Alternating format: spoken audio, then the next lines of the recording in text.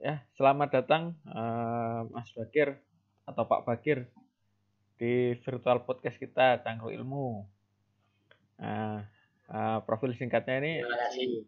Pak Bakir ini ya seperti namanya dan penampilannya lah agak beda dengan saya.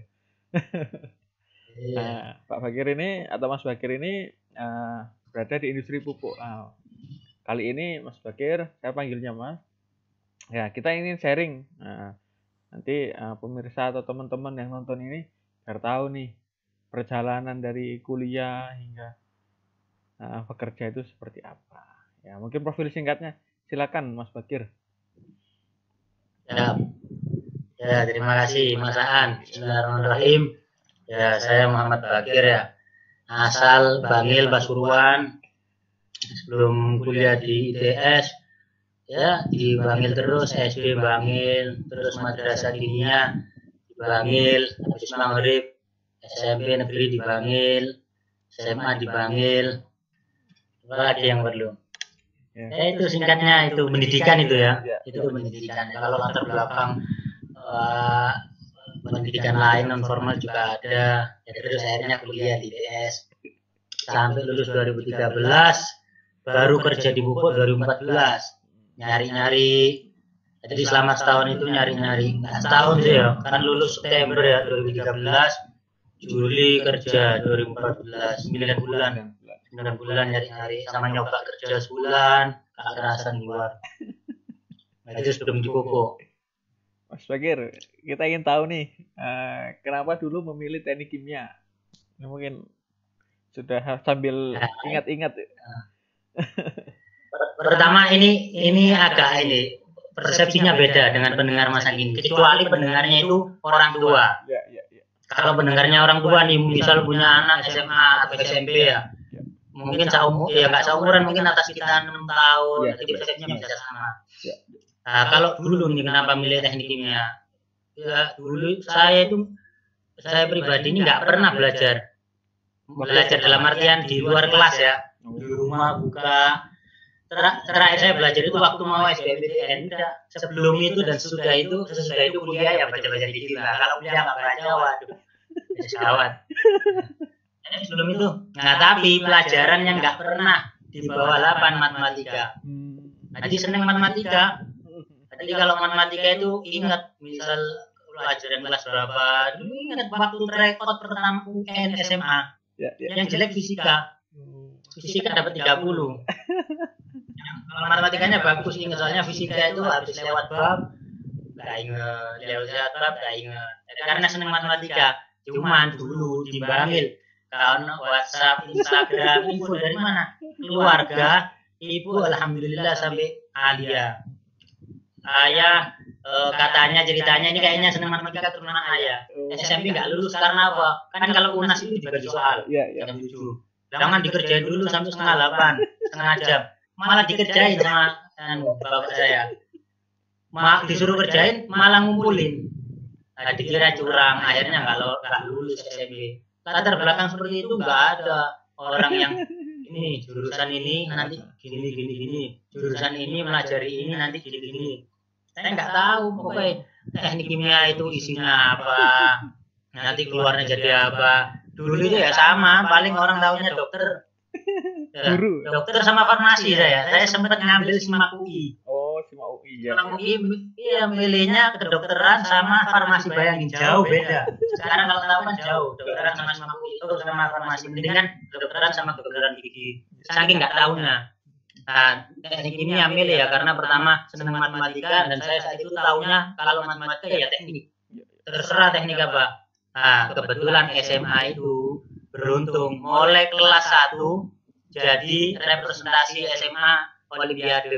Baik Olimpiade yang dari Dikbud mulai tingkat kabupaten atau Olimpiade yang dari perguruan tinggi.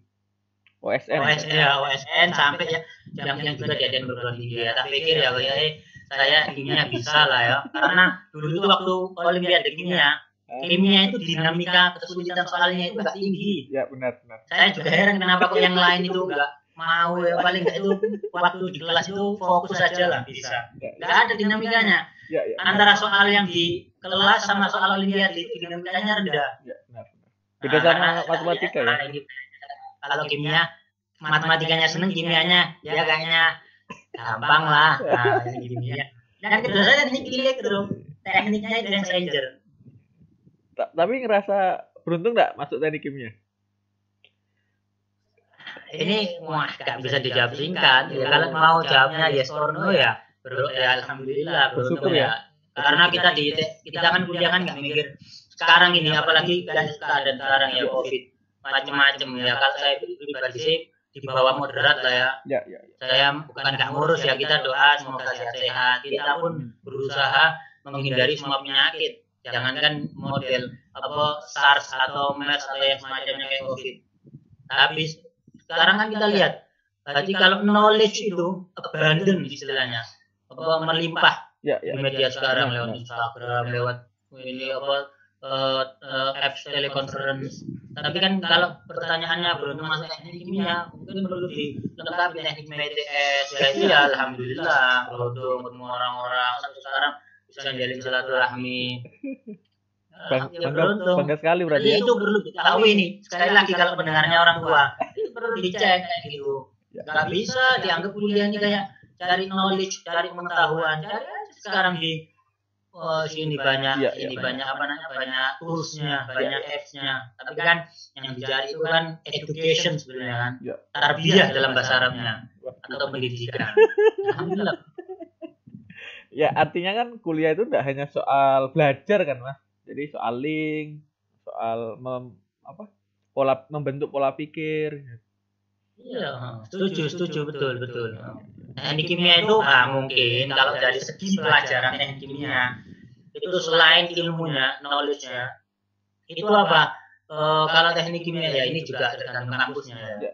Soalnya di UI juga ternyata beda sistemnya. Teknik kimia sendiri di ITS, masaan sendiri juga ngerasain desain pabrik. Ya. Itu kan mengisi waktu kita mikir desain pabrik. Itu kan sebenarnya membentuk karakter disibukkan terus, itu kan penting sekarang. Saya kalau nggak sibuk ini, saya harus nyari sibuk ini. Karena kebiasaan di teknik kimia. Dulu kita 1 semester praktikum 2, sebelum praktikum harus ada laporan pendahuluan. Setelah praktikum ada laporan akhir, tapi juga bikin laporan pendahuluan sebelum praktikum berikutnya. Itu kan kita dididik macam-macam itu. Selain harus ada. Sekarang kan orang malah bingung karena nganggur ya. Banyak orang mengeluh karena nganggur ya. Jadi kayak apa ya? Mungkin hanya rutinitas gitu loh. Kalau kita kan dulu tuh ada praktikum, betul. Ada laporan, terus belum lagi nyiapin untuk kerja praktek. Dan belum kuliahnya, mata kuliahnya. Belum futsalnya. Dan bagus ya teknik kimia ini perlu disosialisasikan ini Mas terkait jangan sampai ini calon-calon pencari mata kuliah jurusan itu kayak saya buta pengetahuan ya, jangan sampai ya. Sekarang zamannya beda. 11 tahun lalu 2009. Masaan aja cerita dari teman-teman yang lain ada yang tahu tentang teknik kimia walaupun zaman dulu. Zaman sekarang jangan sampai salah. Yang salah persepsinya kan mesti dikaitkan dengan kimia murni, lab. Walaupun itu kita bisa ya, kita sensenya dapat, yaitu alhamdulillahnya teknik kimia ya. Alhamdulillahnya teknik kimia itu lebih universal. Tapi perlu sosialisasikan kalau ini bahas ini tentang industri. Mas Bakir sendiri setuju enggak kalau teknik kimia itu ilmu yang berkembang? Artinya ketika dia ketemu disiplin lain nih, dia bisa nyambung. Setuju enggak dengan persepsi itu? Baik, ini. Nggak bisa jawab secara jelas ya. Soalnya saya kurang tahu tentang hal itu. Kebetulan nanti ini kan belum nanya tentang kerjaan saya. Tapi ya dalam hal teknik kimia ya banyak kan hubungannya sama orang lingkungan, ketemu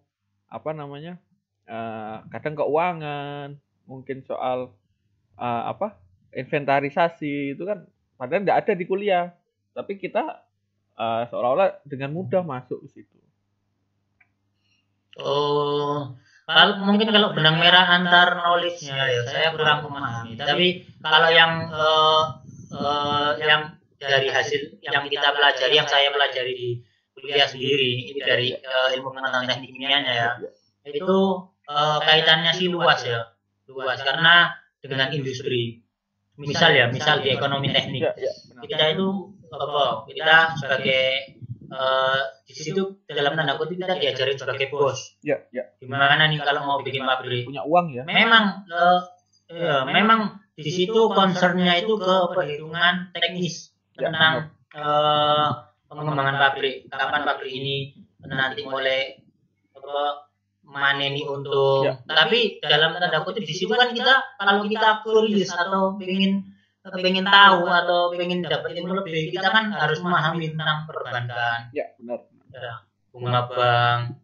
Ya, mungkin kalau benang merah jelasnya susah saya jelasin. Soalnya saya juga bukan orang istilahnya setelah S1 teknik kimia melajari S2-nya belum. Tapi saya ingin.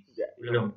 Tapi ilmu teknik kimia sendiri, industri itu dipahami secara jelas, mulai bahan baku kimianya dipelajari. Itu kan malah mewariskan sense of curiosity. Jadi orang itu jadi pengen tahu teknik kimia, bahan bakunya apa sih, dari apa sih, itu bisa ke mining. Misal saya mau bikin apa, bingung juga ya, macam-macam lah. Walhasil bahan baku bisa ke mining, bisa ke, atau kalau bahan bakunya berbasis gas atau bahan bakunya berbasis polimer, bisa melajari hal lain. Produknya kita bisa belajar apa pendekatan pasar. Itu orang teknik kimia itu gak ada mata kuliahnya, tapi diajarinya jualan. Jadi kalau ada orang engineer, kepala pabrik gak punya sense jualan, itu salah, ngawur. Dia itu di kuliah diajari istilahnya apa, ekonomi ada kan? Iya, benar. Istilahnya dihitung dulu berapa sih harga produk sama harga bahan baku, itu dulu yang dihitung. Terus kita juga diajari ini nanti ini pabrik ini harus dekat ke bahan baku atau dekat pasar. Itu kan punya pendekatan ke pasar. Ya saya rasa kalau sebatas pengetahuan saya yang sekarang itu ada banyak hubungannya dengan disiplin ilmu lain. Itu nanti masih iya banyak, betul. Ada Dalpro. Saya kalau ditanya gini tergali. Dalpro itu kan kalau orang pelajari ini Dalpro beneran orang teknik kimia, saya nggak tahu ya, saya takut nggak sopan sama orang teknis. Ya tapi dia itu paling nggak malu kalau kumpul orang teknik fisika. Malah orang teknik kimia, saya dulu waktu mau masuk pupuk nanti mungkin ditanyakan lebih lanjut. Di rekturnya itu bilang, saya itu pengen koni sama bahasa Jawa, aku pengen kamu ini itu di instrumen, bilang gitu sebelum dia. Akhirnya malah ke departemen lain yang nggak ada hubungannya sama teknik. Ada. Dan satu lagi yang bikin mungkin walaupun secara keilmuan itu seandainya nggak berhubungan, itu apa? Ya karena sense of berpikirnya sama kepingin tahuannya ini. Teknik kimia itu bagus. Karena agak ruwet pelajarannya. Rasa ingin tahunya tinggi ya. Terlatih rasa ingin tahunya tinggi. Betul.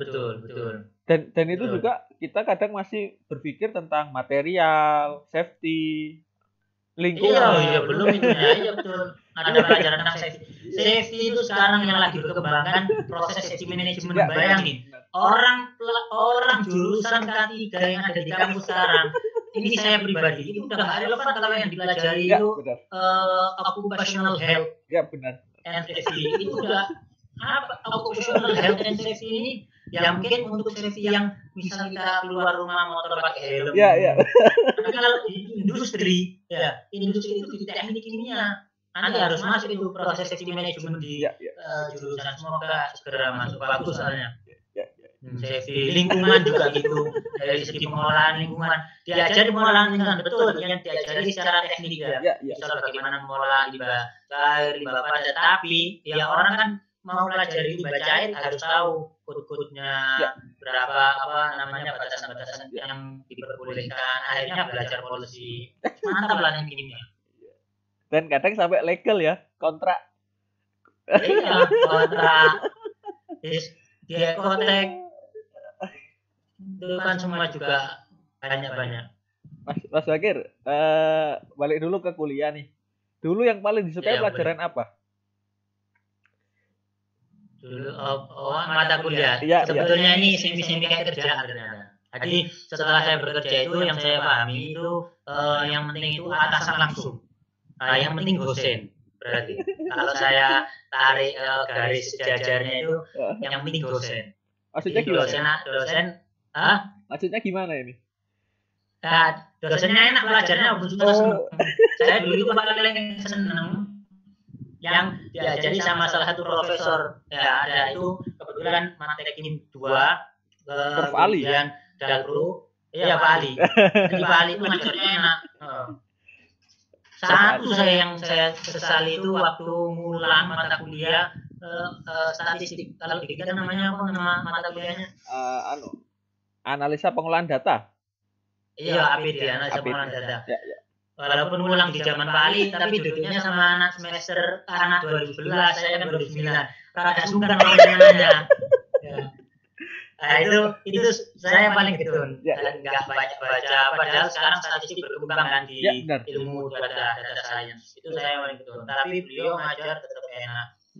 Ya, banyak pelajaran yang diajar Pak Ali ya, terutama nomor 1 yang paling saya suka. Dalpro itu saya senang banget Dalpro itu. Waktu yang diajar Pak Ali enak. Saya itu ingat masuk 3 kelasnya Pak Mas Ali juga salah satunya, Pak Juari. Atau Pak Ali ya kelasmu? Pak Juari. Pak Juari, saya masuk juga Pak Juari. Saya sendiri diajari mata kuliah Dalpro oleh Pak Renanto kan. Itu saking senengnya Dalpro. Yaitu makanya sensia sampai sekarang masih dapat. Jadi kita kalau lihat laporan pabrik itu kita masih bisa bayangin terkait controllernya. Tapi kalau selain yang pelajaran yang diajarkan oleh Pak Ali, yang saya suka itu yang ya lagi-lagi ke cara dosen ngajar ya. Yang saya suka ya ini OTK 1 sama yang ngajarin tentang ini distilasi alat, gambar alat. DAIK. Bukan duduk DAIK, mata kuliah pilihan. Desain kolom pemisah DKP. Oh iya. Mas Bakir, sekarang udah kerja nih. Sebenarnya kalau kita lihat APD itu kan dulu nggak penting, minor lah. Padahal kalau sekarang itu kerja itu startnya dari analisa data kan? Iya betul. Benar ya. Apalagi saya kan ini bukan di pabrik kan ya, bukan di pabrik langsung, tapi di kantor. Yang lagi dikembangin ini ada namanya digital fertilizer. Kita mau mindah yang ada di DCS ini tempat di pabrik, distributed control system ini itu kan monitor semua parameter yang ada di pabrik, di industri pengolahan pupuk, ini produksi pupuk. Mau kita pindah ke website, jadi yang di kantor pusat bisa tahu sekarang ini rate-nya berapa, temperaturnya berapa. Nah itu concern kita di industri itu efisiensi sama optimalisasi produksi. Itu caranya ya ke mesin, caranya data-data yang ada, pengolahan data kayak APD tadi. Berarti kan melihat melihat kecenderungan, melihat betul. Benar ya? Betul. Misal nih pabrik shutdown, kalau pendengarnya non teknik mungkin agak bingung dengan istilah ini. Pabrik shutdown, misal pabrik tiba-tiba harus dimatikan operasinya ya karena suatu hal tertentu. Itu kan bikin opportunity of profit itu turun karena kita buang bahan baku banyak, macam-macam produk nggak jadi. Misalnya mau bikin bubur tapi bubur masih tengah-tengah harus ada yang matiin apinya, nanti mulai lagi manasin dulu kompornya kan sama kayak gitu. Gasnya udah habis, perlu kan gasnya yang terbuang buat manasin panci lagi kayak gitulah analogi sederhananya. Nah itu concern kita pengen minimalis itu. Nah itu kita kadang nggak tahu, kita itu waktu bisa dong kita nyari data. Ini gimana kecenderungannya ya? Setengah jam yang lalu, setiap menitnya gimana? Nggak tahu lah dengan memvisualisasikan data ini harapannya itu bisa terhindari pakai shutdown. Lagi-lagi pakai data statistik. Dari DCS Mas ya? Dari DCS mau dipindah ke website. SCADA. Pakai SCADA itu. Pakai SCADA. Hah? Pakai SCADA. Skada ini salah satu apa ya? Salah satu Ya dia setahu saya juga memang untuk jarak jauh, kontrol jarak jauh. Monitoring Nah, jarak ini jauh. kita kembangin sendiri sih. Kita kembangin sendiri. Praktis ini kan apa pekerjaannya mindah dari apa PIMS ini apa line instrumen ada kepanjangan dari data yang ada di plan itu kita pindah ke website. Ya relatif sederhana. Cuman untuk analisa kemungkinan prediksi kegagalan, nah itu butuh algoritma. Ya, benar. Dan itu statistik yang berperan besar. Mungkin teknik kimia nanti pengembangannya ke depan di situ. Ya, walaupun tetap filosofi keteknikannya itu tetap dipelajari, tapi ke depan itu harus pelajari itu algoritma statistik analisa kegagalan industri. Kembali ke kuliah, Mas Bakir. Dulu aktif nggak di kampus? Dulu aktif nggak di kampus? Itu di situ kan saya kan jobosnya situ. Ya, nggak boleh buka jobosnya situ mesin lapangan. Nggak boleh buka kartu. Pesan tumpeng. Iya, pesan tumpeng. Ya itu saya seneng lah. Saya itu seneng jadi jobos. Semoga jobosnya pangeran lah. Tapi berkahnya banyak. Iya, amin. Amin. Iya harus sibuk, kampus itu ya. Makanya ini persepsinya agak beda. Ya. Kalau saya berpikir sekarang, persepsi saya sekarang, saya bingung juga. Bangil Surabaya, kenapa kok saya itu akhir-akhir nggak sering pulang. Sekarang ingin pulang nggak bisa pulang. Saya sekarang Bangil tapi udah jalan nggak bisa ke Bangil. Ya. Tapi kalau persepsi saat mahasiswa itu agak jauh, ya saya nggak bilang jauh ya, karena secara jarak itu cuma 50 kilo, makanya agak. Karena jauhnya itu berasal dari ke arah Senan. Ya. Tapi kalau nggak sibuk, bayangin sekarang 24 SKS saja ya, kalau misal tanpa praktikum. Ya. Ini kalau mau disamakan dengan jurusan lain, belum kita berpikir jurusan lain yang non eksak ya, atau walaupun eksak tapi nggak ada prakteknya, 24 SKS. Itu pun kecuali kalau orang itu mahasiswa itu memahami SKS secara utuh, secara beneran. Dulu saya ingat waktu awal mahasiswa, katanya itu satu SKS kan 50 menit di kelas. Ya, benar. 50 menit belajar baca, baca di luar. Kalau itu dimaknai benar, ya bagus. Ya kan sekarang kan kita nyatanya kan nggak pernah itu 2 kali 50 menit dibaca dalam 1 semester. Banyak itu berapa jam. Tapi kalau di mana ya alhamdulillah. Tapi kita anggap yang ya setengah aja lah. Ya mungkin orang baca tapi kita tetap butuh kegiatan. Sangat butuh. Bayangin sekarang kalau di rata-rata 8 semester 144 SKS kan nggak ditunggu S1. Walaupun itu ya paling 20 SKS. Itu sehari paling kuliah 3 mata kuliah 9-11, 11-1, 1-3 sampai jam 9 mau tidur. Bangun tidur jam 5 ngapain harus diisi. Sayang, jangan sampai dulu memang waktu guyonan senior bilang kupu-kupu kuliah pulang. Kita anggap karena mereka itu ingin mendoktrin ikut himpunan, padahal kegiatan itu bukan hanya ada di himpunan. Dengan kolega sendiri itu ada kegiatan. Kebetulan kan kita dulu futsal bareng itu kan bagus. Nah, futsal seminggu 3 kali. Seminggu 3 kali. Iya, seminggu 3 kali, belum yang sama FDC yang dari jurusan. Artinya kan sebenarnya kuliah sesibuk itu masih ada waktu kan untuk olahraga. Oh iya. Untuk melakukan hal yang kita suka kan. Harus disempetin, betul. Harus. Makanya kuliah itu memang untuk memilih mata yang mau kuliah kan umurnya udah 18 ya. Jangan kayak saya. Saya kan ya itu background orang tua bukan yang lulusan kuliah sehingga bisa ngasih tahu. Nah, ini melajari ini. Nah, ini melajari itu kan enggak. Dari orang tua itu yang saya pribadi harapkan itu doanya. Saya bilang doakan saya yang usaha.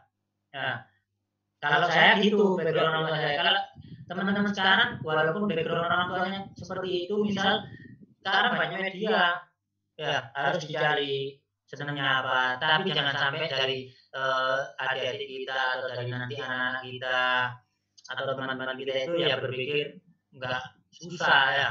Ya susah itu dalam artian Kalau dalam bahasa Arab susah itu yang saya tahu ada 2 bahasa Arabnya. Usrun, ya usrun ada di surat apa Al-Nasrah. Ya, ya. Yang itu kita berlindung, kita nggak harapin itu. Kita nggak mau itu yang usrun yang susah yang bahasa Arabnya usrun. Itu kesulitan yang diberikan. Jangan sampai tidak diberikan. Tapi ada bahasa Arab satunya masyakko. Masyakko itu sida apa agak ruwet, challenging. Kalau challenging ya kita itu harapnya kan sering kita dengar quote, jangan minta hal jadi mudah tapi minta kita jadi kuat. Ya, yang maksudnya kita itu challenger lah. Kalau orang itu dalam ilmu itu ya tambah tua, harapannya kan yang dihadapi tambah kuat. Ya otaknya ini apa jalan. Ini berarti jadi fa'ina ma'al serius ini. Jangan, kita nggak harap tuh usrun. Oh, udah harap. Kita nggak harap usrun. Kita minta walaupun di surat Al-Insyirah itu kan Allah coba ngasih hiburan. Orang yang menganggap challenge itu sebagai kesulitan, Allah kasih kabar gembira nih, nanti kamu ada kemudahan 2 kali. Ya. Tapi itu sebenarnya masyakko, challenge, bukan kesulitan. Kalau challenge dulu pernah diajari di mata kuliah. Bukan yang mengajari Pak Minto. Almarhum Pak Minto Yohan ini bilang, almarhum ya. Besi. Almarhum ya. Almarhum ya. Almarhum Pak Minto ini salah satu dosen teknik kimia ITS, tapi sekarang sudah meninggal beliau. Semoga Allah ampuni beliau. Amin. Terus diangkat derajatnya di surga. Itu bilang besi itu cara bikinnya ditarik sampai batas sebelum pecah. Ya. Sama di kempot di stres. Ya. Tadi untuk uji kualitasnya di stres, ditekan. Dan itu betul. Tadi stres, asal jangan di stres ya. Kan kalau dalam bahasa Inggris ada stressful, ada distressful, jangan distress, jangan distres. Tapi stres ditekan otaknya suruh mikir. Tapi jangan sampai distres ya. Mas Bakir, ada kesan enggak saat mengerjakan tugas akhir atau skripsi? Kenapa? Ada kesan enggak? Ada kesan? Oh iya, berkesan ini. Ini nanti perlu dikonfirmasi ke rekan saya. Ya. Siapa? Dulu tuh yang paling berkesan bukan skripsinya ya, tapi desain pabrik. Karena desain pabrik ini kan pertama harus selesai. Ya. Itu sekali lagi teknik kimia ITS itu bagus. Ya mungkin yang lain juga sama. Teknik kimia yang lain itu bagus. Jadi mulai kita disuruh istilahnya ekonomi kita harus ngitung harga jual bakal produk yang kita produksi sama harga bakunya dulu untuk mengetahui ekonomi potensial IP. Kita hitung setelah positif baru kita desain. Kita kan nyari ya. Kita kan nyari flow diagramnya, proses flow diagram. Dari situ kita desain pokoknya untuk yang desain pabrik. Jadi kalau kurva, saya itu kadang cerita ke istri saya, kurva belajar teknik kimia itu mulai semester 1 sampai 3 puncak, 4 turun. Naik lagi sampai semester 7, 8 turun. Bagus. Jadi tengah-tengah itu turun, tapi mulai naik lagi tuh, 6, 7. Itu yaitu semester 7. Jadi semester gasal yang nyampe puncak, genap turun lagi. Yang paling berkesan desain pabrik. Karena pekerjaannya yang dikerjain banyak, yang dipikir banyak, literasinya harus banyak. Desain pabrik itu kan mendesain dari awal, dari nol, dari pabriknya, dari ekonominya. Menurut Mas Bakir susah enggak? Atau menyenangkan? Ya sekali lagi itu bukan susah yang bahasa Arabnya usul ya, tapi masyakko. Menantang. Challenge. Itu kalau bagus lah. Itu pertama juga menambah inisiatif ya. Pokoknya bagus desain pabrik itu. Dulu saya judulnya itu pabrik vinyl chloride monomer. VCM, vinyl chloride monomer, itu bahan bakunya PVC. Dengan kita desain pabrik ini, kita jadi tahu nih produksi polimer ya ini monomernya sih. Ya, ya. Vinyl chloride monomernya. Kita jadi tahu PVC kan kita tahu nih PVC. Walaupun seandainya belum tahu ya, kita kan saat mau desain itu cari tahu apa nih PVC. PVC itu yang biasa dipakai di pipa atau bahan baku yang sering di kehidupan sehari-hari semua orang tahu itu kan pipa. Tapi kita nanti juga tahu apa bahan baku pipa yang lain, polietilen atau polimer lain. Itu kan bikin kita punya sensi itu, pengetahuan itu. Dan menariknya ya, dulu mungkin belum ada ya toolsnya ya untuk sharing, walaupun toolsnya bisa tatap langsung. Bayangin, kita satu angkatan 118, bagi 2, 59 kelompok, 59 pabrik. Kalau seandainya dulu itu kita sama-sama ya sharing gitu, kita itu pengetahuannya 59 pabrik. Anggap aja persen perbedaan pabrik yang dibahas itu klasternya 10 industri. Itu jelas banget itu bekal yang bagus buat lulusan teknik kimia. Sayang dulu udah ada sharing ya. Iya, males sih guys. Ngerjain sendiri aja susah. Mau sharing. Nah, mending futsal. Tapi Mas Bakir, kita berandai-andai. Pengen nggak sih pabriknya yang dibangun itu jadi nyata? Kita bangun sendiri nih pabriknya gitu. Pengen enggak? Loh, pengen. Kita itu kalau teknik kimia itu pengen punya pabrik sendiri. Saya pengen punya pabrik sendiri. Amin. Vinyl chloride monomer ya. Iya. Karena dulu itu vinyl chloride monomer juga dikasih pembimbing judulnya. Iya. Saya dulu pengen judulnya apa? Judulnya itu ekstrak nabati, vitamin. Saya baca. Katanya susah. Ya saya aminin sih, memang susah. Kita kan itu juga mungkin ini makanya ini persepsi tergantung persepsi pendengar. Tapi saya kasih tips. Kalau misal situs-situs calon mahasiswa itu misal orang tuanya berada itu dan teknik kimia ini dia tahu pelajari ini, bahkan misal lebih advance, saya tahu saya pengen bisa punya industri manufacture. Wah itu bagus itu ide pabriknya. Nanti saya itu pengen misal punya pabrik vaksin misal sekarang heboh vaksin. Oh cocok itu. Nanti misal dia 1 semester gak cukup terusin. Kalau saya orang tuanya bisa bayarin kok. Kalau kita kan macam-macam pikirannya belum beda. Nah, itu latar belakang keluarga berpengaruh. Nah, dulu saya dibilang susah ya saya amini. Apa judulnya diganti yang sekiranya bisa 1 semester ya. Oke. Daripada dulu saya bukan itu. Kalau ide sendirinya itu bikin vitamin dari tumbuhan. Kalau itu saya pengen punya pabriknya, tapi saya turunin lah. Ya mungkin nanti pabrik yang lain, wangi atau apa. Amin. Artinya Mas Bakir, teknik kimia itu sangat relevan ya dengan industri yang berjalan saat ini ya. Industri kan berkembang, terus beranak, bercucu, sangat relevan. Betul. Sebetulnya saya juga butuh pengetahuan umum ya terkait industri di Indonesia ini. Tapi kalau saya hadir rapat itu ya, pernah kebetulan saya rapat sama Kemenperi pernah bahas, mereka itu juga pernah bahas milestone industri di Indonesia. Banyak yang belum. Nggak usah jauh-jauh di industri pupuk sendiri kontraktornya, yang punya teknologi proses lisensor ya, mungkin kalau pendengar non teknik kimia atau non industri bingung dengan istilah ini ya, nanti silakan di googling lah. Yang punya lisensi proses itu luar, itu saya itu masih nggak habis pikir belum ada yang berani dari Indonesia punya lisensi proses. Tapi kan itu jadi indikator kalau kita itu entah itu individu engineer-nya atau Robito bahasa atau kumpulannya yang belum memiliki kemampuan. Artinya ada PR ya, ada PR atau bahasa lainnya opportunity. Ya mungkin saya cuma bisa ngomong ya. Semoga saja ya. Ini kan saya masih muda.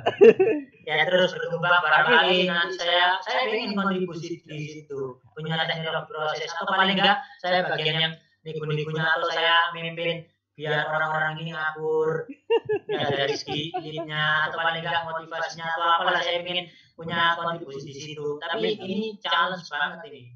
Industri katalis belum ada, sekarang mau bikin. Kebetulan pupuk Indonesia nanti punya shareholdingnya lewat pupuk Kujang ya. Itu mau bikin yang ditemukan di ITB. Mereka riset buat katalis sementara masih untuk di prosesnya Pertamina. Salah satu prosesnya saya lupa bagian apa. Tapi katalis belum. Banyak itu pada banyak. Apapun belum. Apa yang sekarang digalak-galakan pencampur diesel biar jadi biodiesel, biofuel. Ya, itu kan yang punya apakah kita punya prosesnya? Saya pernah ikut seminar ke tuan rumahnya itu dari India. Mereka punya teknologi prosesnya untuk memproduksi ini bioetanol bahkan. Kalau kita kan baru diesel, mereka bioetanol.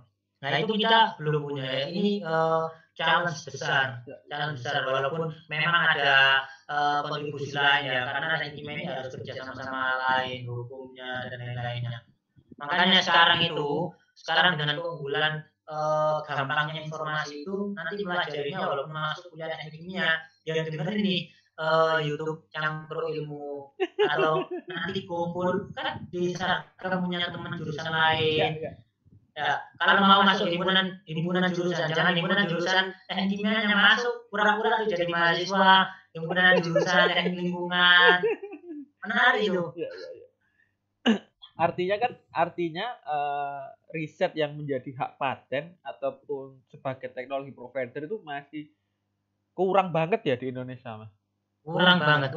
Saya itu sebetulnya saya juga bingung, tapi sekarang yang kelihatan di mata dulu aja, hidupin anak istri, menyenangin anak istri jangan hidupin. Ya. Menyenangin anak istri yang orang tua dulu lah. Tapi pemikirannya itu tetap dibawa. Pemikirannya apa?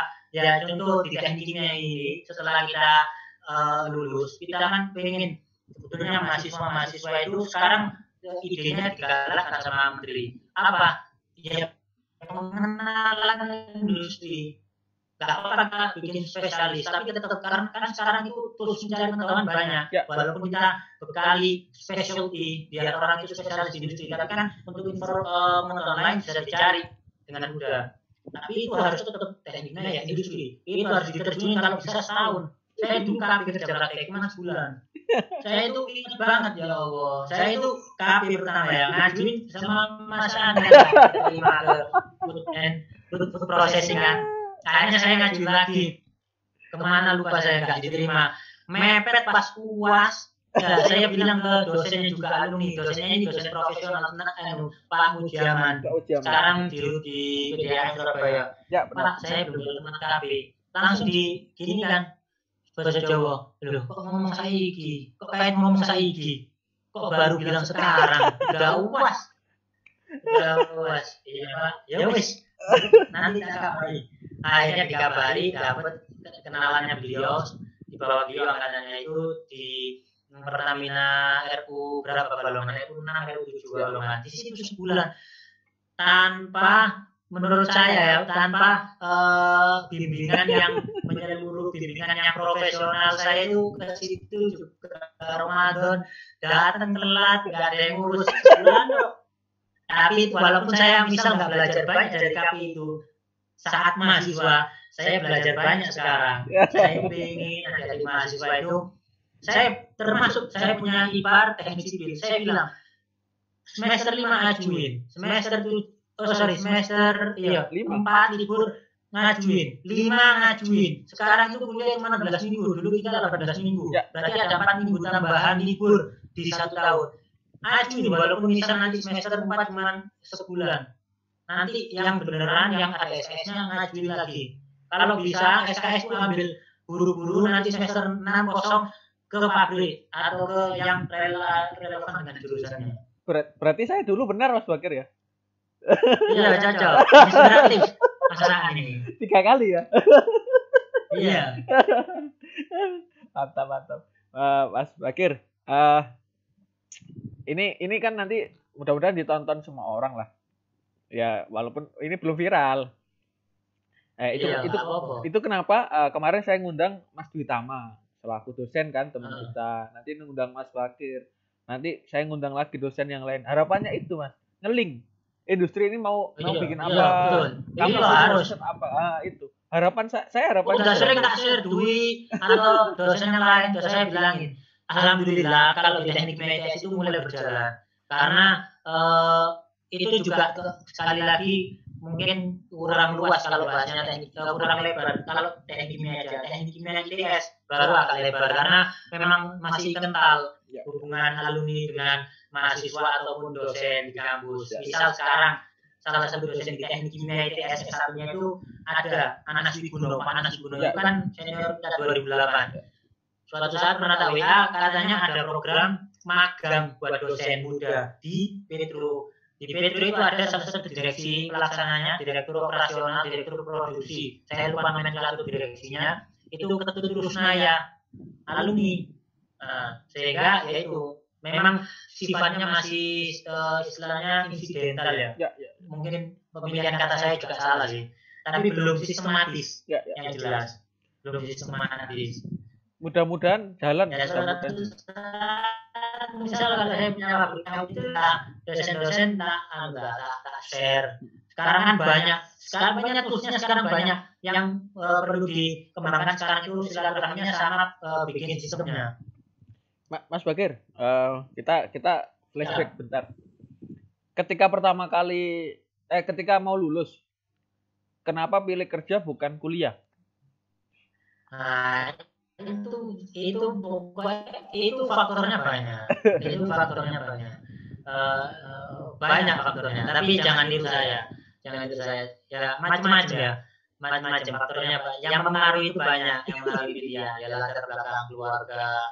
Tapi orang itu menurut saya pokoknya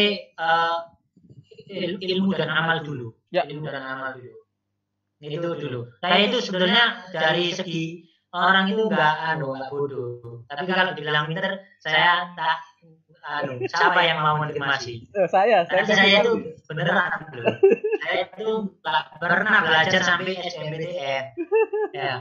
Tapi misal kimia OSN sampai provinsi, cuma sampai provinsi ya karena nggak belajar. Kalau saya belajar bisa nasional, saya itu ingat kok SN kimia itu di Supoli loh. Itu ruangannya gawat deh, banyak pesertanya. Ya. Dan saya itu kira jawab misal dari 50 soal, ya mungkin 30-an soal ada betul, tapi nggak lolos. Berarti kan mungkin yang lolos itu betul 49 sampai 50 soal. Itu di asrama haji ya? Kenapa? Di asrama haji. Iya, asrama haji. Kayaknya sama saya itu. Kemungkinan ya, cuma dikenal. Tapi matematika saya. Apa?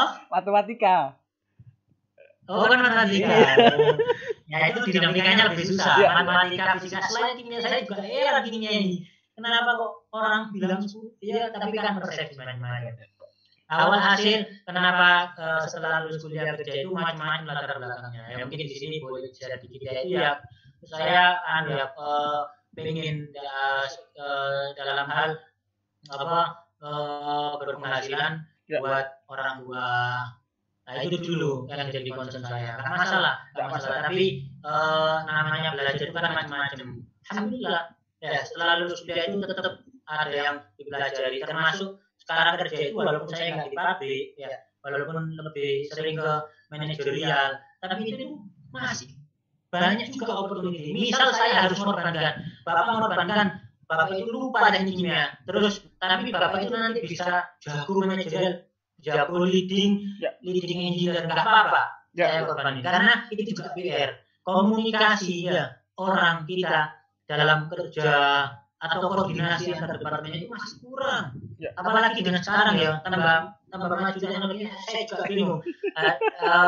Pengennya kan banyaknya positif tapi ada negatifnya. Mau ketemu orang dulu kita itu kalau dari kampus di jalan nanya itu butuh skill, jangan salah. Kita nanya misal dulu nggak pakai maaf, arah ke sini mana? Sana mas lurus, jawabnya gitu. Kita mikir makanya kurang sopan nanya. Ntar next orang lagi ditanyai, maaf mas mau ke sini lihat mana ya? Itu kan butuh skill. Sekarang orang seperti gak melajari itu. Google Maps. Saya sendiri yang generasi yang dulu biasanya nanya jalan. Sekarang gak nanya jalan pakai Google Maps. Ya bayangin generasi yang gak pernah nanya orang tentang jalan, mencari jalan. Nah Memang apa namanya sampai kok nyasar nang ngono apa bahasane. Enggak apa-apa. Ya itu hasil walaupun apa saya itu dalam artian kalau hati nurani saya itu ya ingin belajar banyak, belajar lagi S2. Karena saya dulu salah satu yang tak getuni ya. Tapi saya juga bingung, saya seneng bro. Tapi saya kalau masuk labnya itu rada getun. Karena apa? Enggak ada riset. Walaupun saya praktikum ya. Kan ada praktikum semester 3, 4, 5. Tapi kan kurang. Kalau di lab lain itu saya ngelihat kayaknya kalau praktek beneran itu kayak enak nunggu. Misal variabelnya itu waktu 30 menit, 45 menit. Ada hasilnya, itu kayaknya enak. Saya mikirnya salah betul, walaupun saya sudah bro. Tapi masalahnya itu kurang, karena semester 8 kan habis semester 7 desain pabrik, gak masalah lab apapun. Dan lab Dalpro untuk desain pabrik sangat nyaman, enak, cocok. Tapi waktu semester 8 penelitian, yaitu membuat bikin saya punya sense tentang software ya. Tapi makanya getun itu juga rahasia Allah. Memang kadang nyesel tapi dipikir ada positifnya. Tapi kalau saya bisa milih mas lab lain sambil tetap belajar dalam beneran softwarenya. Nah itu nyambung situ lagi ya. Mas Bakir, tadi kan waktu mau kuliah nggak tahu nih teknik kimia itu apa dan lain-lain. Bagaimana Mas Bakir menemukan passion di sana? Saya senang matematika kok. Ya mana? Kasih saya pelajaran tekniknya, siap aja. Tapi kembali lagi, memang ya harusnya sih mahasiswa itu banyak baca. Ini yang juga wasiat saya. Memang saya kalau ngomong gini itu teringat jangan sampai kalian itu jadi orang itu mengambil pelajaran. Nah ini sekarang saya diambil pelajarannya, saya jadi orang sial ini. Jadi itu banyak ngambil pelajaran. Banyak baca. Kesalahan orang teknik saya nggak tahu, tapi saya tahu di kumpulan saya ini jarang baca. Jarang baca semua kumpulan saya yang sering baca itu yang jadi IP-nya kali 4, William. Itu saya salut orang itu, William, Kevin. Ya, itu banyak baca. Harus ditiru. Ini hostnya ini banyak tapi nggak banyak baca nih. Tapi perlu banyak mikir juga. Nah, baca ini yang kurang. Nah, kalau dianggap teknik kimia itu selesai di kelas terus nyelesain tugas ya banyak baca itu kurang sayang ya karena saya senang ngitungnya ya itu kurang bacanya saat itu salah besar kayaknya ini semua ilmu harus banyak baca walaupun apalagi teknik menyenangkan itu nemu passionnya ya itu sekali lagi kan dasarnya ada passion dasarnya itu semua matematika jadi saya juga bukan pertanyaannya bukan nemu atau enggak, tinggal mempertahankannya itu gimana. Ya, salah satunya itu berharap kita memang dulu berharap dapat dosen yang enak. Kalau kita kadang dosennya nggak enak, agak stres ya. Kalau hitung-hitungan, ya pengaruh dosen 30% lah. 20%, 20%. Cuman kita kalau lihat kelas lain memang kadang iri. Oh, enak dosen itu dapat A, kita udah usaha dapat B maksimal ya Allah. Ya, mempertahannya yaitu kumpul teman-teman macam-macam. Saya juga dulu kan basisnya kan dulu alhamdulillah ya makmur dengan ilmu. Saya dulu mulai SD kelas 6 itu ikut madrasah dinia habis maghrib sampai jam 8. Pulang sekolah setengah 2, main-main asar habis maghrib sebelum maghrib baru siap-siap karena kalau nggak sholat maghrib jamaah siap-siap dipenjalin sampai jam 8 itu kan ilmu itu yang dipelajari bukan baca Quran yang dipelajari ilmu alat tentang bahasa nahwu sorof ada hafalan di situ ada pemahaman nah itu basisnya ilmu jadi saya ya kalau tentang ilmunya bisa lah tapi kalau misal agak stres ya kumpul teman-teman futsal itu harus itu artinya memang PS-an. Tapi artinya memang sejak kecil senang belajar ya. Senang. Iya, kalau belajar senang alhamdulillah, senang ilmu. Senang ilmu. Ya semoga Allah kasih taufik mengamalkan. Amin. Yang penting amalnya ilmu. Amin. Mas Bakir. Kan terkenal nih anak teknik terutama teknik ITS itu agak susah ngomong. Apa ya? Ngitungnya pinter, ngomongnya susah lah. Gimana? Apa itu terjadi juga waktu Mas Bakir pertama kerja? Ada kesulitan enggak komunikasi? Iya. Saya tangkap pertanyaannya. Pertama itu memang kalau orang itu yang salah waktu menyampaikan kurikulum vitae itu menganggap startnya mulai kuliah. Start itu salah udah, itu salah. Kalau saya ini pendidikan alhamdulillah ya mulai kecil. Satu, saya udah nyiapin ini kalau masalah pendidikan. Dulu saya itu pertama ngaji 2 tahun lah. Kan di tempat ngaji saya itu dididik disiplin. Habis sholat jamaah disuruh sholat sunat dia. Wiritan harus ngomong keluar suaranya, baca wirid habis maghrib. Tunggu di rumah pasti libur malam Jumat wiritan. Dipanggil ibu ini masih wiritan, masih pemula ngajinya. Langsung dimarahi. Kok ini ngaji cara apa? Akhirnya ngajinya salah. Dipanggil orang tua kok gak nyaut. Salah ngajinya. Ilmunya kurang. Padahal jawab panggilan orang tua itu wajib. Wirid sunnah. Nah itu tarbiyah satu. Ya, membidik itu pikir satu. Saya juga pernah ikut Halo. Saya pernah ikut pengajian, salah satu pengajian kitab fenomenal yang itu di situ ada quote al-fikru mukhul akli, berpikir itu intinya akal. Itu terdoktrin ke otak saya, ganti saya. Nah itu tarbiyah sebelum kuliah. Sebelum itu juga bapak saya itu pernah hadir diajak hadir nikahan dengan di luar kota. Bapak saya itu ditanya penumpangnya, ibu-ibu, ngerti ya jalannya? Tahu jalannya? Tahu jawabnya. Tahu, nggak ada di maps ya dulu ya. Tahu. Tengah-tengah jalan nanya, pinter. Jawab dulu tahu, kalau nggak jawab nggak tahu, bingung penumpang. Jawab aja tahu, tinggal nanya ntar. Ya, itu saya nggak usah dijelasin pelajarannya apa. Saya tangkap gitu ya. Gitu, nanya harus bisa ngomong. Nah, kalau dianggapnya di ITS, saya nggak bisa nyalain ITS dalam hal ini. Tapi memang di ITS mungkin saat itu belum dididik ngomong. Kalau saya bisa ngomong ini, saya nggak menemui kesulitan setelah lulus ITS ngomong. Alhamdulillah. Karena sebelum itu udah bisa ngomong. Ya. Tapi kalau di ITS memang saya takut ngomong. Tapi zaman saya memang kurang sih ngomong gitu. Ngomong, jelasin yang enak. Walaupun tulisnya ada. Tulisnya itu ada. Tulisnya itu waktu desain pabrik kita harus presentasi kan. Waktu skripsi kita harus presentasi.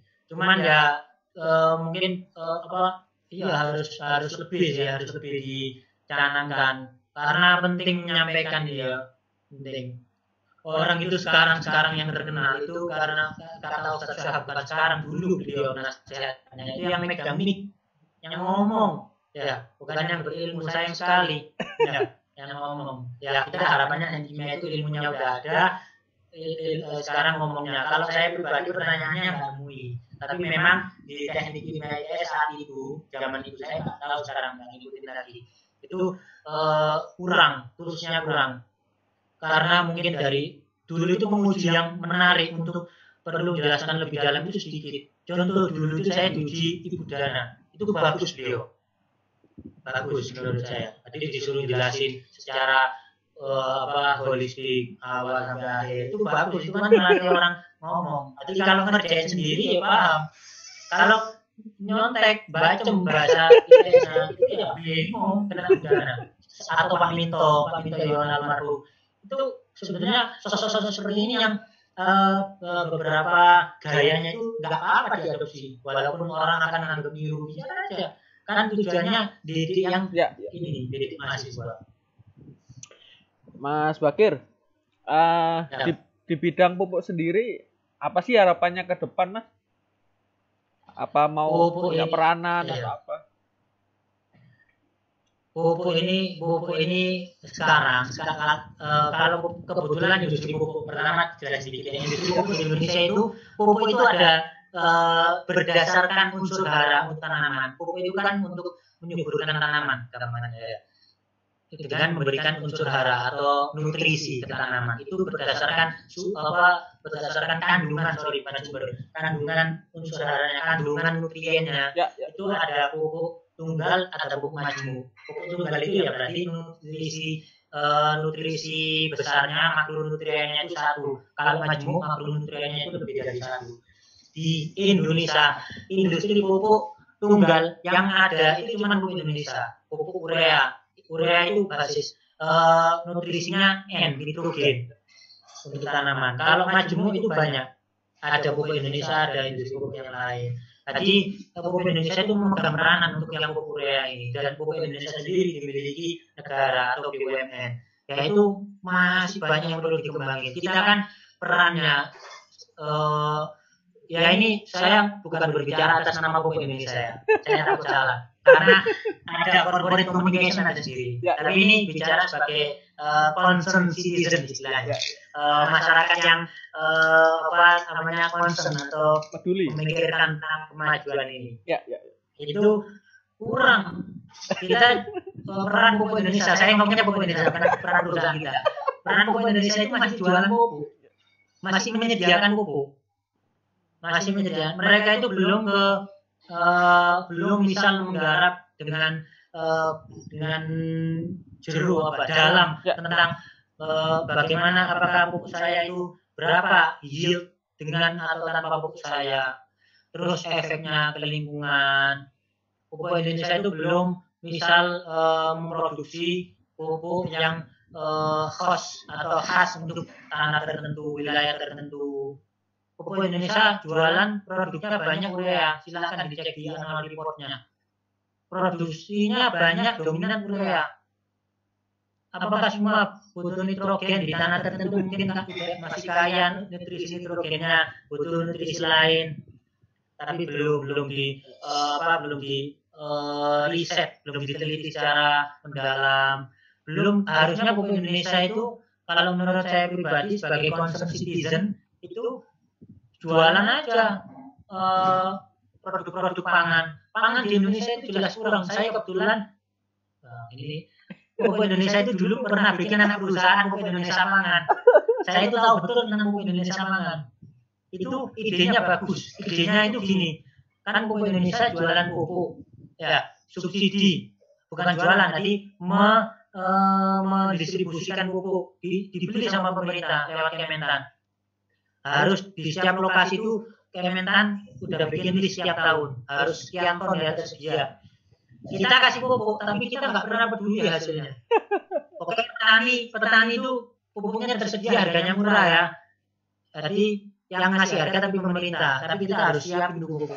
Tapi kita nggak pernah peduli berapa sih hasil sawahmu, berapa ton sawahmu. Setelah itu dikemanakan hasil berasmu. Nah, sebetulnya challenge-nya di sini itu yang pasca pemupukan, saat penanaman, saat panen, jualan, hasil samping produk ini. Pupuk Indonesia mendirikan Pupuk Indonesia Pangan. Pupuk Indonesia Pangan itu tugasnya sekarang jadi terkebiri. Ya, maaf, pilihan katanya mungkin salah. Ya, sekarang jadi kayak selepan. Jadi beras padi diselep jualan beras.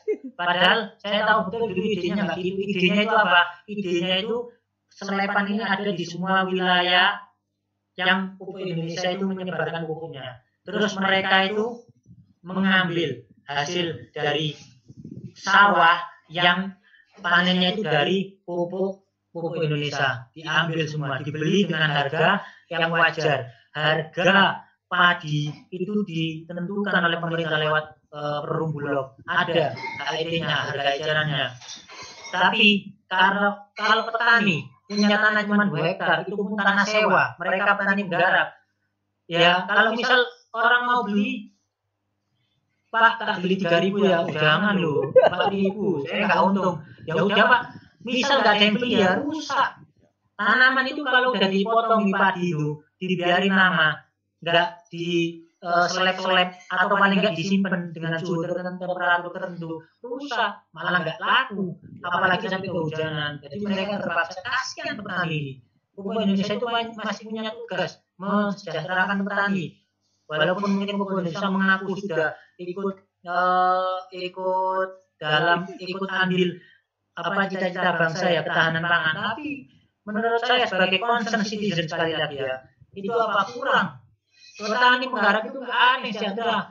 Ya, saya tahu betul. Ya.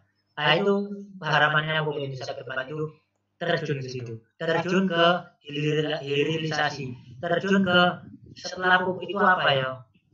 Apalagi sekarang Menteri BUMN itu bikin klaster industri. Semoga jalan. Pupuk Indonesia masuk klaster pangan. Nah itu kan berarti punya sohib tentang pangan.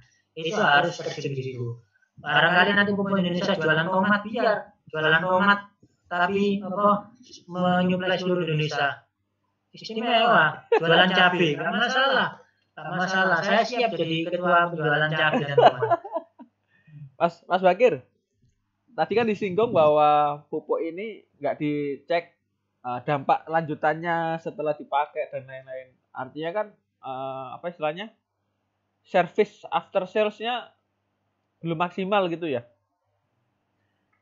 Mungkin kata bukan service after sales, tapi apa namanya yang lagi booming di lingkungan itu, astagfirullah, yang apa namanya cradle to apa istilahnya, cradle ada di dalam lingkungan itu kan harus kita harus life of cycle of life.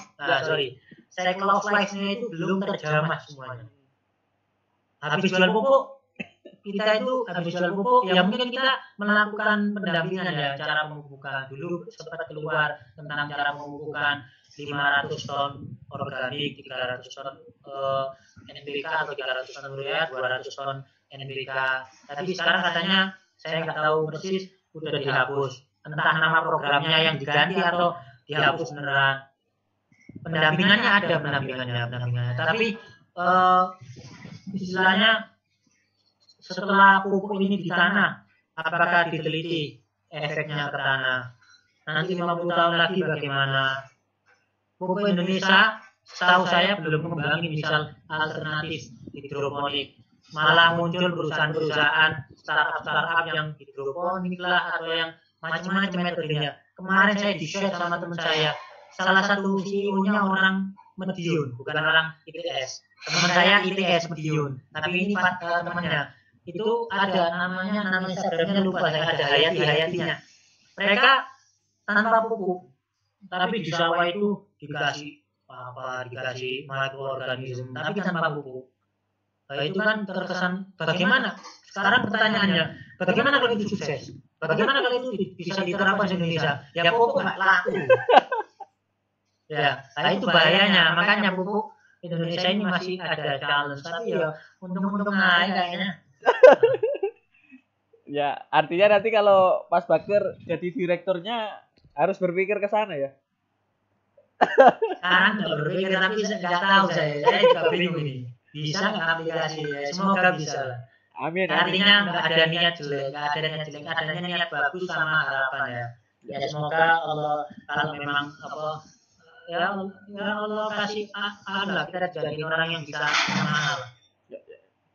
Artinya mudah-mudahan nanti ada orang meneliti tanah, meneliti tadi ya. Iya, makanya ini orang biar tahu tentang kimia, terus challenge biar tambah semangat. Ya, mudah-mudahan. Barangkali ada yang sekarang nanti anaknya petani dengar, mungkin amin. Dia malah lebih tahu. Betul juga nih. Nanti saya berarti cocok ini masuk industri pupuk. Dengan keluarga saya petani. Saya tahu nih apa yang perlu diperbaiki, ya itu harapannya di situ juga nih. Amin. Mas Bakir, udah sejam nih. Iya. Saya punya pertanyaan terakhir aja. Iya, wes. Kasihan nanti ditunggu anaknya. Mas, ada nggak sih sesuatu yang ingin dilakukan nanti, mungkin nggak tahu jangka pendek, jangka menengah, Mas Bakir sendiri? Banyak. Saya itu pengen S2 S3 tetap pengen. Amin. S2 S3 terutama di luar negeri. Kenapa? Ya bukan gengsinya yang saya ingin. Ini juga penting ya buat teman-teman nanti mendengar. Kalau ingin luar negeri itu, ya saya nggak, tapi terserah lah. Ini kan masing-masing. Saya nggak bakal ditanya yang teman-teman lakukan. Tapi ini saya cuma share ya. kalau pengen luar negeri itu jangan niatnya itu gengsi naudzubillah ya. Tapi memang ada niatnya, karena kalau kita bicara ilmu, kalau yang tadi saya sempat singgung, challenge-nya di Indonesia sendiri banyak, dan tantangannya di Indonesia itu sebetulnya selain ilmu itu apa, banyak hal-hal lain, misal tentang komunikasi, tentang niat baik. Saya nggak tahu, saya bukan seudon orang-orang yang punya policy itu nggak niat baik, ya mungkin punya niat baik tapi tentang keberanian itu kan PR besar di Indonesia banyak. Tapi kalau luar negeri itu kan saya itu pengennya kalau luar negeri itu lulus undang orang tua saya. Gitu aja. Amin. Bayangin kalau situ kan kuliah S2 misal di mana, di Rusia misal. Kan orang tua ke Rusia kan asik kan, kalau bahasa Arabnya asik. Ya, senang orang tua itu senang luar negeri, apalagi anak-anak jadi sudah. Terus saya itu kadang bayanginnya itu nanti saya lulusan terbaik terus khutbah disuruh ngomong, wah itu bagus itu. Itu tapi juga di luar negeri itu kebetulan udah unggul ya, apalagi dari segi industri. Kalau yang di kimia itu bagus, tapi tetap luar negeri itu bagus, siapapun bilang gitu, dosen-dosen kita. Nah itu tetap pengen S2 S3 dalam, semoga dalam waktu dekat, semoga. Amin. Itu juga apa? Itu juga biar kita itu tetap pengennya mikir.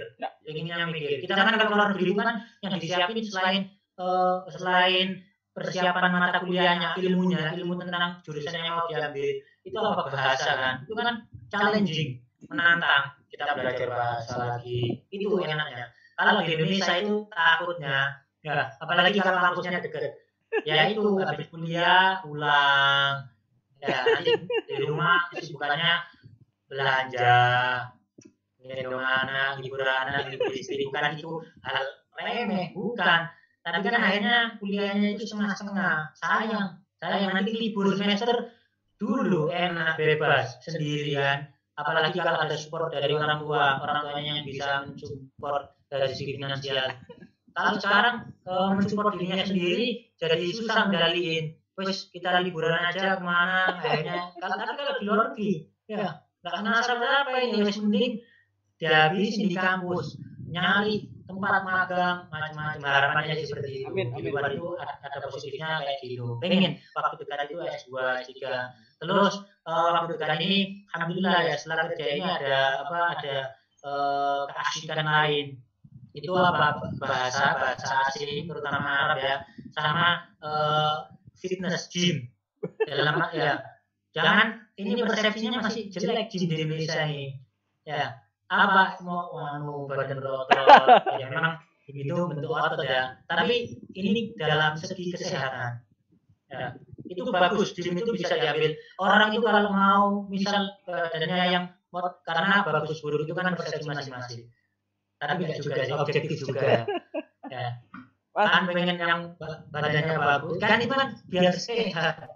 Kalau kita itu komponen tubuh itu banyak otot ya, nggak kayak bos sama pembicara sekarang bukan banyak otot. Nah itu enak, sehat. Apalagi sekarang COVID semua nganjurin olahraga.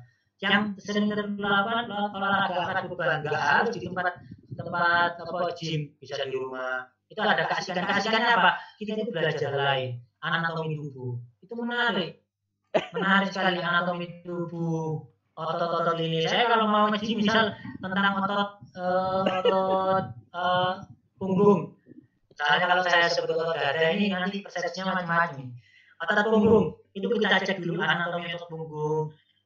Workout jenis gimana yang bisa bentuk. Ternyata kalau di luar itu udah concern hal seperti itu. Orang yang langganan gymnya itu nggak ngawur gymnya. Kalau saya datang ke gym yang ada di sini ya, kadang ngawur nggak jelas. Terus orang kalau gym ya mulai ngatur makanan, kalau pengen cita-citanya saya memang pengen fit nih, fit dalam artian yang berkembang persepsinya di media sosial atau di dunia sekarang. Misalnya yang cewek seksi, kelihatan tubuhnya pas, otot-ototnya ada, yang cowok juga gitu. Itu nggak cukup nge-gym.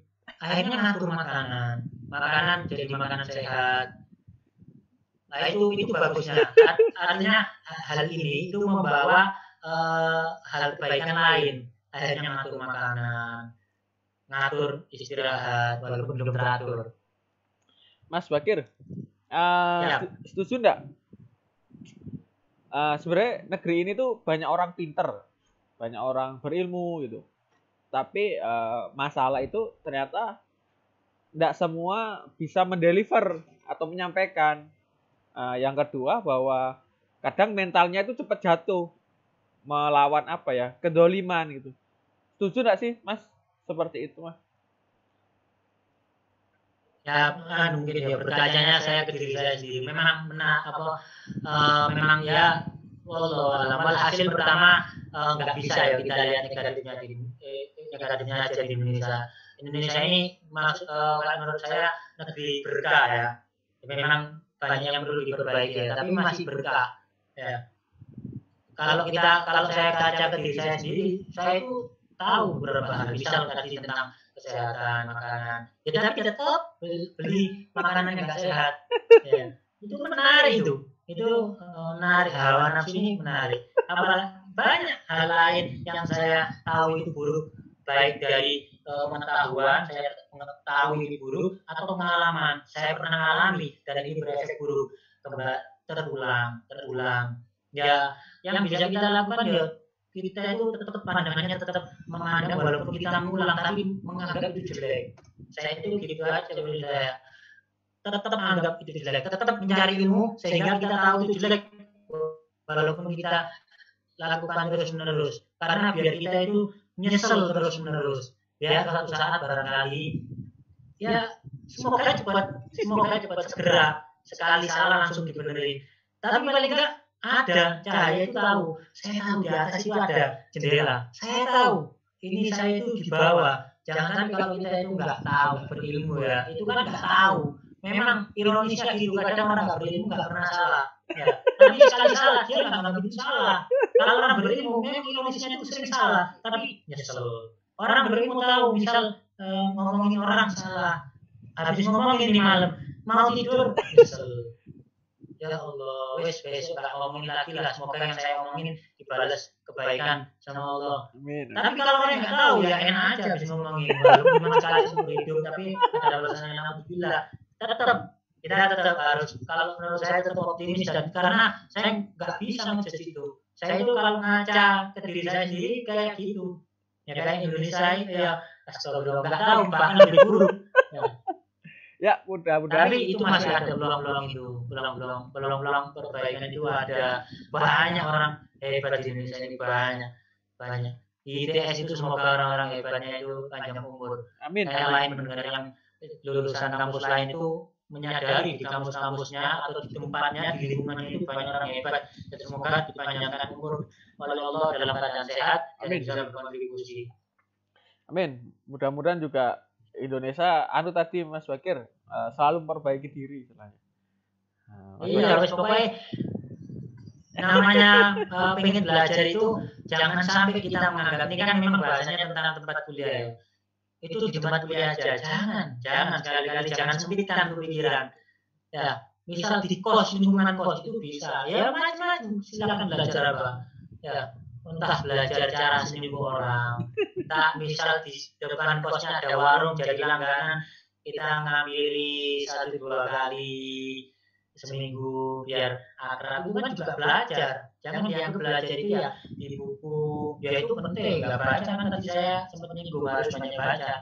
Tapi PR di kita itu selain tentang teknis, pengetahuan, knowledge, itu juga tentang itu skill-skill yang lain, koordinasi, komunikasi, ngomong, gali. Ya, kadang kalau lihat boleh ditanyakan teman-teman kerja yang lain.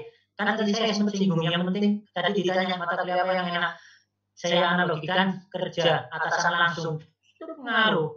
Bagaimana atasan itu tahu yang dibutuhkan staff. Atasan itu harus tahu dia itu selain kerja ada tugas mengembangkan staff. Apakah mereka tahu? Apakah sekarang di Indonesia ini semua atasan itu mengerti hal itu? Apakah semua atasan itu mengerti? Nanti dia itu mungkin berkiprahnya 5 tahun, tapi polisinya sekarang itu dia harus memahami berlaku sampai berapa tahun. Masa dia ganti, polisi ganti? Kan itu enggak, dalam tanda kutip juga visioner. Itu kan penting kita pelajari hal-hal yang seperti itu banyak. Terima kasih banyak Mas Bakir atas waktunya. jangan bosan. Nanti kalau iya, di situ juga jangan bosan. Ya ini niat biar jalan tambah subscribernya banyak. Amin. Viral ya. Amin. Iya. Amin. Mas Bakir, kita izin posting di YouTube ya? Boleh ya? Silakan. Iya. Makasih banyak. Iya. Mudah-mudahan nanti kalau jadi direktur masih mau diundang lagi. Siap. Ya, selamat malam Mas Bakir. Assalamualaikum warahmatullahi wabarakatuh. Waalaikumsalam warahmatullahi wabarakatuh.